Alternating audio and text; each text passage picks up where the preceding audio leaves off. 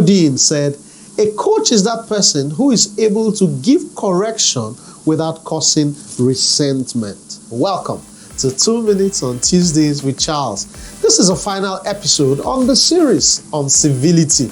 We've been talking about this, and you can find all the curated videos on our Workplace Transformer Network YouTube channel. Make sure you subscribe and hit the notification button. Today, I want us to conclude this conversation by developing to conclusion the subject of correction.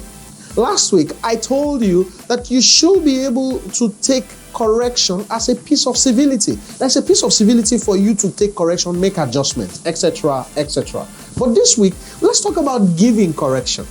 How do you correct other people? Because correcting them requires a lot of wisdom, requires a lot of tact. It is a piece of civility to correct people without making them resent you, to correct people without a backlash, to correct people without making them feel less than human. It's a piece of civility to correct people and see that they are able to improve. And this means using the right words, the right examples, the right verbal and non-verbal communication. Don't correct people by looking down on them with disdain. Don't correct people by reminding them of offenses they have committed in the past, using a catalog of the past negative history.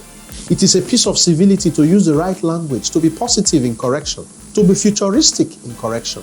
So this week, apply correction to people around you with very, very progressive and functional ways. Progressive, functional words. Progressive and functional attitudes. Because rules plus regulations minus relationship equals to resentment and rebellion. Be civil, correct others in a civil way.